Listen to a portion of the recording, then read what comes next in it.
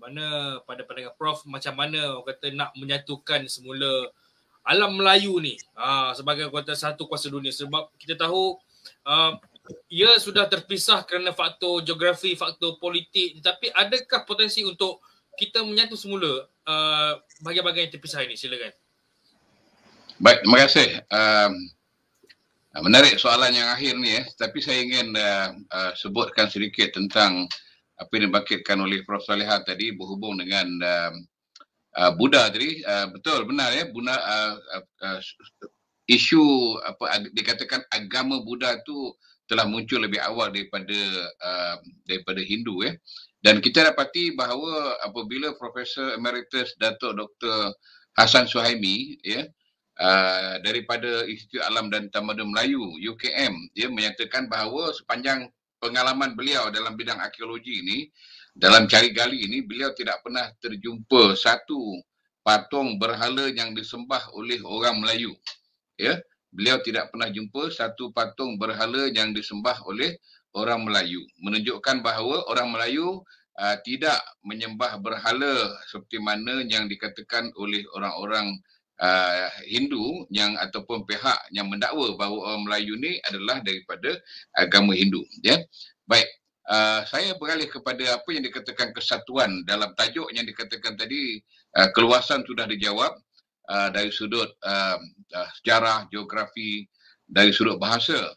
Dan kesatuan juga satu perkara yang cukup penting kerana kita melihat bahawa apabila tanah Melayu ni satu masa dulu tidak diberi nama Malaysia, begitu juga dengan Indonesia tidak diberi nama Indonesia. Dan dia tanah Nusantara ataupun kita kata alam Melayu ni mempunyai sejarahnya yang sendiri. Sejarah yang hebat, tamadun yang hebat, tetapi apabila telah diganggu gugat oleh pihak ketiga atau pihak luar, maka dia berpecah belah sehinggalah berlaku apa yang ada di depan mata kita hari ini. Jadi kalau kita bayangkan sejarah daripada kerajaan dulu Sriwijaya, kerajaan Majapahit, kerajaan Langkasuka di sebelah atas, Selangor dan seumpama, semuanya berpusat di dalam alam Melayu itu. Mereka boleh merentas tanah, merentas air dan merentas tanah, merentas lautan. Kerana air adalah sebahagian daripada kehidupan kita, air adalah sebahagian daripada negara kita. Ketika itu disebut sebagai alam Melayu ataupun orang Indonesia menyebutnya sebagai Nusantara.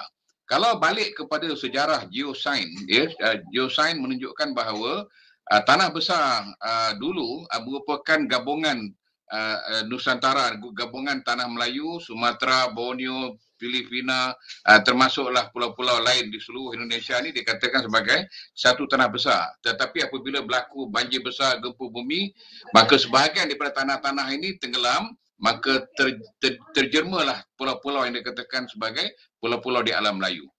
Jadi kalau kita lihat pada sejarah yang lampau, kita dapati Melaka lah umpamanya Melaka. Apabila Melaka diserang oleh Portugis, Belanda dan Portugis, kita dapati orang-orang daripada Jawa sanggup turun untuk membela orang-orang Melayu yang dalam rupa Melayu ni di tanah Melayu. Dan satu pantun yang cukup istimewa dan cukup popular yang kita selalu bacakan, iaitu kalau roboh kota Melaka, papan di Jawa saya dirikan. Kalau benar bagai dikata, nyawa dan raga saya serahkan. Menunjukkan bahawa orang-orang di Nusantara ni, di alam Melayu ni, bersatu hati, berpadu. Maknanya mereka tidak mengira sempadan kerana masa itu tidak ada sempadan. Hanya selepas daripada kedatangan penjajah ataupun pihak daripada Eropah inilah yang memecah belahkan negara yang dikatakan penduduk rumpun Melayu ni terpecah-pecah menjadilah etnik dan sub-sub etnik dan menjadi bangga dan merasa teritorial, merasa ini daerah saya, ini barang saya, ini bukan barang kamu. Dan apabila ada sempadan lagilah terselah perbalahan dan juga konflik itu. Jadi bagaimana kalau dulu kita boleh bersatu, sebelum ada sempadan-sempadan ni, kenapa selepas ada sempadan ni kita bertelingkah? Sehingga kita memohon UNESCO untuk mengiktiraf beberapa perkara yang dikatakan kononnya ini orang Indonesia punya, ini orang Malaysia punya, batik, silat, lagu Rasa Sayang Ye, kemudian sampailah kepada keris, dan hal-hal lain lagi yang mungkin menjadi perbalahan di antara Malaysia dan Indonesia. Sedangkan kita semua adalah dari satu rumpun, dan bila Eropah datang, ya, merosakkan suasana keharmonian kawasan ini, menyebabkan kita pula, ya, orang kata menagih simpati, ya, memohon mengemis pada UNESCO, iaitu orang Eropah, untuk mengiktiraf apa yang ada di sini, sedangkan mereka lah yang merosak, memecah belahkan kita. Jadi saya percaya kita boleh bersatu, ya. Antara perkara yang boleh dijadikan kesatuan kita ialah bahasa, iaitu lingua franca. Ya, bahasa Melayu adalah lingua franca, dan di zaman Sriwijaya, Majapahit maupun Melaka, bahasa Melayu lah yang menjadi bahasa perantaraan. Ya, orang yang datang daripada seluruh dunia yang melalui Selat Melaka itu menggunakan bahasa lingua franca untuk berniaga, berinteraksi dengan penduduk di alam Melayu. Ya, jadi kita lihat bahawa bahasa adalah satu yang boleh dikira sebagai satu jati diri kita, dan baru-baru ni berlaku perbalahan ataupun salah faham di antara bahasa kenyataan menteri, ya, Indonesia mengatakan bahasa Indonesia lah yang patut menjadi bahasa kedua ASEAN, ya, selepas daripada Perdana Menteri kita menyebut bahasa Melayu adalah boleh menjadi bahasa kedua, menyarankan, ya, bahasa Melayu sebagai bahasa kedua. Kita tidak menyebut bahasa Malaysia kerana bukan milik Malaysia, tapi bahasa di seluruh alam Melayu. Ini satu perkara yang boleh kita satukan, dan cukup menarik juga bila orang tanya dengan saya, apa beza bahasa Melayu Indonesia dengan bahasa Melayu Malaysia? Saya kata cuba tengok lagu-lagu yang dinyanyikan oleh penyanyi di Malaysia dan lagu-lagu yang dinyanyikan oleh penyanyi Indonesia. Ya, bahasa logatnya, bunyinya sama, iaitu bahasa Melayu, bukan dialek, bukan etnik, tetapi satu lingua franca. Yang kedua ialah agama.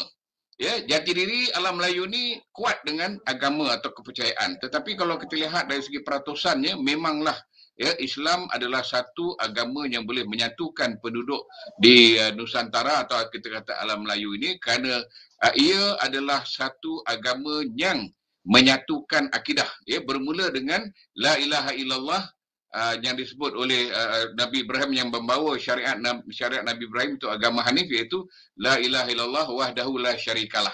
Tetapi apabila Nabi Muhammad SAW datang, ataupun syariat Nabi Ibrahim, Nabi Muhammad SAW sampai ke Nusantara, alam Melayu ni bunyinya la ilaha illallah Muhammadur Rasulullah. Jadi sudah ada perubahan kalimah, tetapi tetap kepada Tuhan yang satu.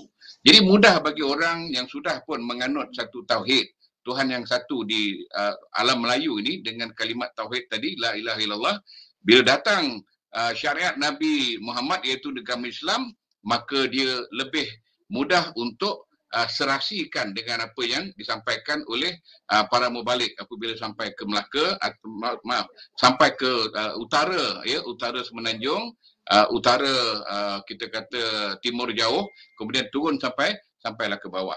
Baik, kemudian satu lagi perkara, kalau kita bayangkan, kita kembali kepada sejarah alam Melayu ni, ya, yang dulu sebelum ni tiada sempadan, sudah pasti kita boleh menyatukan antara Malaysia dan Indonesia, ya, sebagai satu fikrah yang sama, budaya yang sama. Dan kita lihat warisan budaya kita Malaysia dan Indonesia ni maupun Brunei dan lain-lain ni, kita katakan ada banyak persamaan. Pertama, tentang makanan. Ya, kita banyak persamaan dari sudut makanan. Ya, rempah yang kita guna pun sama, cara masak pun lebih kurang sama, mungkin namanya berbeza. Yang kedua ialah busana pakaian kita pakai. Ya, batik ataupun busana tradisi yang dipakai oleh pelbagai etnik grup mempunyai kesamaan. Kita ada baju kebaya dan juga baju kurung. Ini semua banyak persamaan yang boleh kita katakan sebagai satu kesatuan, ya, dalam kita memperagakan misi perjuangan, kita katakan setiap negara ni, dua-dua negara ni, ya. Dan kita lihat senjata yang penting pada orang Melayu, jati dirinya ialah keris, ya, yang tak ada di negara lain. Negara lain mungkin ada meriam, pistol, mungkin ada yang lain, tetapi kita ada keris. Kalau di alam Melayu ni kita ada bedil. Bedil ni termasuklah pistol kecil atau meriam atau rentaka dan stringer dan seumpamanya. Jadi hal-hal tentang warisan budaya ni banyak persamaan yang kita boleh satukan, rapatkan hubungan di antara kedua negara dengan meruntuhkan sempadan itu. Dan kadang-kadang inilah yang menjadi masalah pada kita orang-orang di sebelah alam Melayu ni, sentiasa dicemburui, sentiasa dicari, diintai oleh pihak lain untuk memecah belahkan kita, iaitu pecah dan peretah. Dan semua orang tahu dalam dunia ni, kawasan alam Melayu ni adalah kawasan maritim di mana berlaku perjalanan laut daripada timur dan barat dan mesti melalui kawasan dikatakan Selat Melaka, Laut Andaman, turun ke bawah masuk Laut Cina Selatan untuk sampai ke utara ke Jepun. Jadi tidak mereka mesti melalui ini. Jadi sudah tentu menjadi rebutan oleh banyak pihak, sudah tentu banyak pihak ada kepentingan untuk menguasai kawasan-kawasan ni. Hari ini kita dengar kapal-kapal perang sudah banyak ada di Laut Cina Selatan. China telah menguasai Spratly dan kawasan atas. Mereka pula berminat untuk meletakkan membuka satu pangkalan tentera di Laut Cina Selatan. Jadi kita lihat bahawa kawasan ini, kawasan maritim ni menjadi satu tempat yang amat penting. Dalam akhir zaman ni dikatakan misalnya kajian oleh RAND Corporation mendapati bahawa suasana yang besar akan berlaku. Peristiwa besar akan berlaku di sebelah alam Melayu ni, di kawasan Laut Cina Selatan. Jadi kalau kita lihat pentingnya Melayu dan juga penduduk etnik, maknanya rumpun Melayu ni, hendaklah ada satu kesatuan yang kuat dari sudut politik, supaya mereka dapat menangani permasalahan dunia yang cuba mengguna atau eksploitasi kawasan alam Melayu ini. Baik. Jadi akhir sekali saya percaya pemimpin negara boleh mengambil sikap yang lebih positif terhadap kesatuan ini dan tidak perlulah kita berbalah hal wayang kulit, lagu rasa sayang, silat keris dondang sayang, seni bela diri seumpamanya. Ini perkara kecil yang kita mengemis dengan UNESCO. Jadi pada masa akan datang kita harap biarlah kita sendiri yang mengiktiraf dan bukan pihak barat yang mengiktiraf kita dalam hal-hal warisan dan budaya. Terima kasih.